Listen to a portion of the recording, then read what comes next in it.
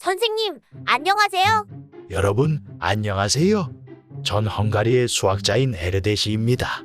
영어식으로 에어디시라고 하기도 합니다. 선생님, 제가 그동안 수학자 선생님들을 정말 많이 만났는데 선생님은 처음이네요. 사실 이름도 처음 들어봤어요. 네, 뉴턴, 보일러, 가우스 같은 수학자들에 비하면 제 이름은 익숙하지 않을 거예요. 사실 전 꽤 최근까지 살았답니다. 1996년에 하늘나라로 갔으니 현대 수학자예요. 그러다 보니 저의 연구들은 꽤 어려운 내용들이라 학생 때 공부하는 교과서에는 제가 만든 이론들이 나오지 않아요. 그래서 저를 잘 모르는 사람들이 많습니다. 그런데 사실 수학자들 사이에서 저는 꽤 유명하고 인기가 있어요. 여러분 수학자들은 평생 논문을 얼마나 쓸까요? 수학자들마다 다르겠죠? 선생님, 10편 정도 쓰지 않을까요? 네, 10편도 못 쓴 수학자도 많습니다. 물론 그보다 논문을 훨씬 더 많이 쓴 수학자들도 많죠. 많이 쓴 수학자들은 수십 편의 논문을 쓰기도 합니다. 와, 논문 하나 쓰기도 힘들다는데 수십 편을 쓰면 진짜 대단하네요. 네, 논문을 많이 쓰기로 유명한 수학자 중에 하디와 리트루드라는 수학자가 있어요. 이 둘은 굉장히 친한 친구였고 거의 공동 연구를 했습니다. 이 두 사람이 쓴 논문이 150편 정도 됩니다. 진짜 많이 썼네요. 논문을 더 많이 쓴 수학자도 있어요? 물론이죠. 논문을 진짜 많이 쓴 수학자가 있습니다. 누구예요? 바로 그 유명한 수학자인 오일러예요. 몇 편이나 쓰셨어요? 논문과 책을 합해서 무려 900여 편입니다. 와, 진짜 엄청 많네요. 그럼 그보다 논문을 더 많이 쓴 수학자도 있나요? 네, 딱 한 명 있습니다. 누구예요? 누굴까요? 설마 선생님이세요? 네, 맞아요. 저는 오일러보다 논문을 더 많이 썼답니다. 몇 편을 쓰셨어요? 다 세어보지는 않았는데 대략 1500편 정도 됩니다.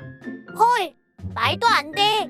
1500편을 어떻게 써요? 한 달에 한 편씩 쓴다고 해도 100년이 넘게 걸리잖아요? 네, 전 보통 일주일에 한 편씩 논문을 썼습니다. 네? 일주일에 한 편을 어떻게 써요? 사실 전 수학 연구를 하는 게 너무 좋아서 거의 아무것도 하지 않고 수학 연구만 했어요. 수학 연구를 하는 데에도 시간이 너무 부족해서 다른 것을 할 수가 없었어요. 그래서 집도 없이 연구실에서 살았습니다. 집이 없으셨다고요? 가족들은 어디서 살아요? 전 결혼도 하지 않았어요. TV나 영화도 보지 않았고 하루에 19시간씩 수학 연구를 했습니다. 그럼 하루에 5시간만 주무신 거예요? 사실 그보다 더 적게 잤어요. 잠을 자는 시간도 아까웠거든요. 그래서 너무 졸리면 잠을 깨는 약을 먹으면서 연구를 했어요. 와, 선생님 진짜 대단하세요. 선생님은 어떤 연구를 하셨어요? 사실 연구 분야가 너무 많아서 한마디로 말하기는 어렵지만 제가 가장 좋아하는 분야는 수론입니다. 특히 소수에 대한 연구를 좋아했어요. 맞아. 가우스 선생님도 수론을 제일 좋아하셨다고 했어요. 네, 그리고 전 거의 모든 연구를 다른 수학자들과 함께 공동 연구를 했어요. 그래서 저와 공동 연구를 한 수학자가 500명 정도나 됩니다. 와, 선생님은 진짜 수학자들 사이에서 유명하실 수밖에 없네요. 저의 공동 연구에 대해 들려드릴 이야기가 있는데 그건 다음 시간에 얘기하도록 해요.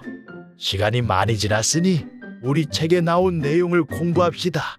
네, 이 책은 다양한 퀴즈들로 구성돼 있어요. 네, 선생님. 마지막 퀴즈가 47번이었어요. 네, 우리가 이 퀴즈를 다 살펴볼 수는 없고 그 중에 수학적으로 중요한 10가지 주제에 대해 공부합시다. 한 수업에 2가지씩 살펴볼 거예요. 그럼 오늘은 무슨 공부를 하나요? 오늘은 동전 퀴즈와 성량 퍼즐을 살펴볼 거예요. 아, 첫 번째 퀴즈가 바로 동전 문제였어요. 저 문제가 기억나요. 동전 9개를 이렇게 놓았는데 동전 4개를 움직여서 한 줄에 700원이 되게 만드는 거였어요. 정말 잘 기억하고 있네요. 제가 이 문제를 답지도 안 보고 풀었거든요. 그래서 너무 기분이 좋아서 기억이 나요. 좋아요. 이 문제는 넌센스 퀴즈 같지만 매우 중요한 수학 원리를 품고 있습니다. 바로 교집합이라는 개념이에요. 교집합이 뭐예요? 예를 들어 축구를 좋아하는 사람은 2원에 들어가고 농구를 좋아하는 사람은 2원에 들어간다고 합시다. 선생님, 저는 둘 다 좋아하는데요. 바로 그게 교집합이에요. 농구와 축구를 둘 다 좋아하는 사람도 있겠죠? 그럼 이렇게 그릴 수 있죠. 이렇게 겹치는 부분을 교집합이라고 합니다. 교라는 말은 만난다는 뜻이에요. 이게 동전 퍼즐과 무슨 상관이에요? 예를 들어봅시다. 우리 반에 10명의 학생이 있어요. 축구를 좋아하는 사람이 7명이고 농구를 좋아하는 사람이 5명이라고 합시다. 아무것도 안 좋아하는 사람은 없다고 해요. 그럼 축구 7명과 농구 5명을 합하면 12명인데 좀 이상하죠? 우리 반 학생은 10명이었잖아요.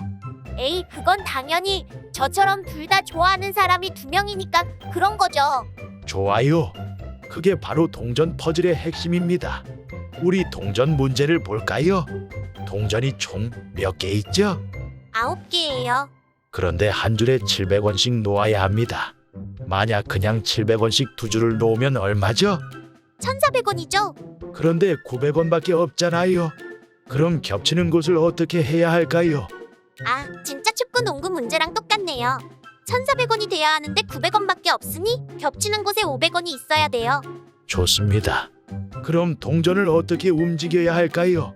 아, 지금은 동전이 한 개만 겹쳐 있으니 동전 4개를 여기에 쌓아서 5개가 겹치면 되네요. 전 어쩌다 풀었는데 이런 신기한 수학 원리가 있었네요. 정말 잘했습니다. 그럼 만약 한 줄에 600원이 되게 하려면 어떻게 하면 될까요?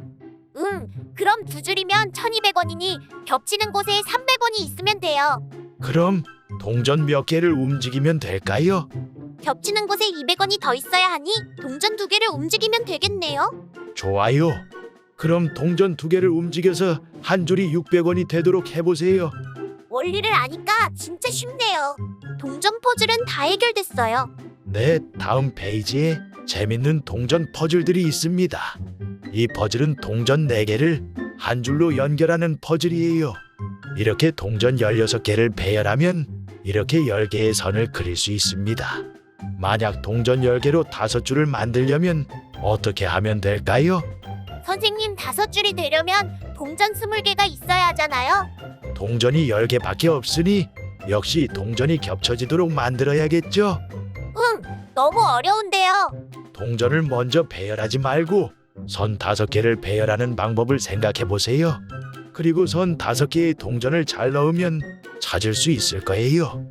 또 한 가지 힌트를 주자면 동전 4개씩 5줄이면 20개여야 하는데 동전이 10개밖에 없으니 모든 동전이 2번씩 사용돼야 합니다. 두 번째 문제는 동전 12개로 6줄을 만드는 거예요. 역시 같은 방법으로 해결할 수 있어요. 이 퍼즐은 여러분들이 도전해 보세요. 영상 마지막에 답이 있는데 답을 보려고 하지 말고 여러 번 생각을 해보세요. 오늘 못 풀었다고 포기하지 말고 내일도 모레도 다시 도전해 보세요. 선생님, 전 성공할 때까지 절대 답을 안 볼 거예요. 좋습니다. 그 다음 페이지의 퍼즐은 동전을 옮겨서 모양을 바꾸는 퀴즈입니다. 이렇게 6개의 동전을 뒤집어진 모양으로 바꾸려면 동전을 딱 2개만 옮기면 됩니다. 어떻게 옮기면 될까요? 선생님, 이건 쉬운데요? 이렇게 아래 있는 동전 2개를 위로 올리면 돼요. 네, 간단하죠? 그럼 이렇게 10개의 동전으로 만든 모양을 뒤집으려면 최소 몇 개를 옮기면 될까요? 이 퀴즈도 여러분들의 몫으로 남겨두겠습니다. 급하게 생각하지 말고 천천히 여러 번 생각하고 도전해보세요. 네, 할 수 있어요. 선생님, 다음은 성냥개비 퍼즐이죠? 저 성냥개비 퍼즐 많이 해봤어요. 빨리 해보고 싶어요. 네, 우리 책의 두 번째 퀴즈입니다. 3 플러스 3 플러스 3은 346이라는 성립하지 않는 식이 있습니다. 여기에 선을 딱 한 개만 그려서 식이 성립되게 만드는 퀴즈예요. 선생님, 사실 저 책의 해설지를 다 봐서 답을 알고 있어요. 제가 설명해봐도 되나요? 좋아요. 설명해보세요. 3이 3개 있어봤자 9밖에 안 되잖아요? 네, 그래서 결국 세 자리 큰 수가 필요해요. 그래서 3 플러스 3을 세 자리 수로 만드는 거예요. 맞습니다. 어떻게 만들면 되죠? 플러스 기호에 이렇게 선 하나를 그리면 4가 되잖아요. 그럼 343이 돼요. 그럼 343 플러스 3이니까 딱 346이 됩니다. 그럼 우리 아래 퀴즈도 해결해 볼까요? 1-1은 1이라는 식의 선 한 개를 그려서 등식이 성립하게 만들 수 있습니다. 방법은 여러 가지예요. 여러분들이 찾아보세요. 선생님, 저 한 가지 찾았어요. 설명해 보세요. 이것도 되는지 모르겠는데 선을 이렇게 그려서 1 플러스 1은 1이 아니라고 하면 안 되나요? 이것도 좋은 방법입니다. 또 다른 방법 없을까요? 선생님, 저 또 한 가지 찾았어요. 이번에는 이렇게 선을 그리는 거예요. 1은 1이다. 정말 좋은 아이디어네요. 여러분 이것 말고도 굉장히 다양한 방법들이 있습니다.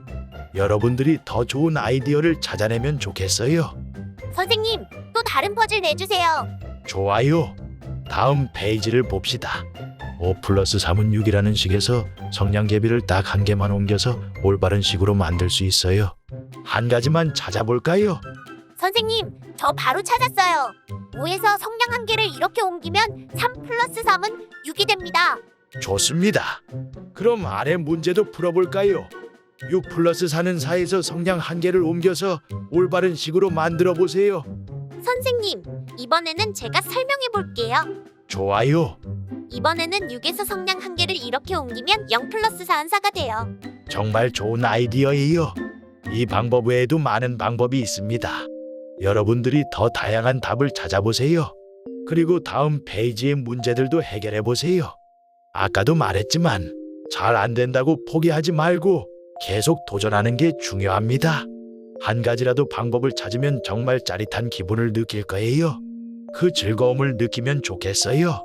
그럼 오늘 수업은 여기까지입니다. 다음 시간에 봐요. 네, 선생님, 다음 시간에 뵐게요.